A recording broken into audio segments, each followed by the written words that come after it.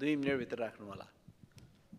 सम्मानीय सभामुख महोदय, हिजो अचानक बनेपा र पनौती आसपासमा भारी वर्षा हुँदा त्यहाँ एकजना पनौती 5 कि 33 वर्षीय रेणुका गिरी बेपत्ता हुनुभएको छ। त्यसै गरी रोशी खोलामा आएको बाढीले बिपी राजमार्ग अवरुद्ध भएको छ।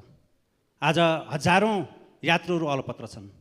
हामीलाई राम्रोसँग थाहा छ गत असोज 11 र 12 को अविरल वर्षा र त्यसले पुर्याएको अकल्पनीय अपूर्णीय क्षति जो कोशी र रोशी क्षेत्रका आसपासका जनताहरू प्रताडित छन् र त्यति बेला पनि नेपाल सरकारको तर्फबाट राहत र उद्धारमा प्रभावकारी उपस्थिति दर्ज भएन। त्यति मात्र होइन सम्मानीय सभामुख महोदय, आजका दिनसम्म पुनर्स्थापना र पुनर्निर्माण प्रक्रियामा सङ्घीय सरकारको ध्यान पनि गएको छैन।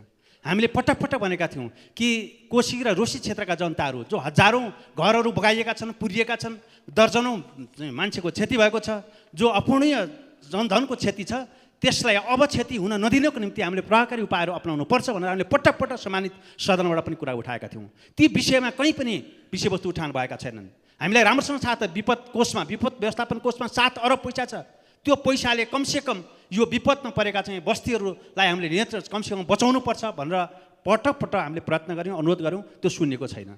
र यो अहिले हिजोको अविरल वर्षा, अचानक आएको वर्षा, त्यसपछि बिपी लोकमार्ग चाहिँ राजमार्ग अवरुद्ध छ। बिपी राजमार्गका 14 वटा स्थानहरू जोखिमपूर्ण छन्।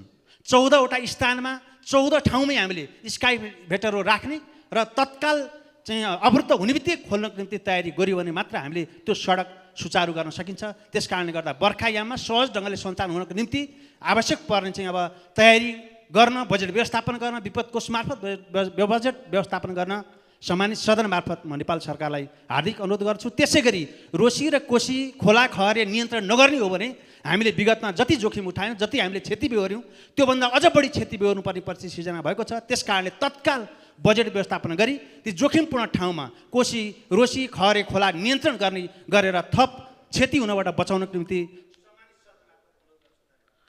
मान्य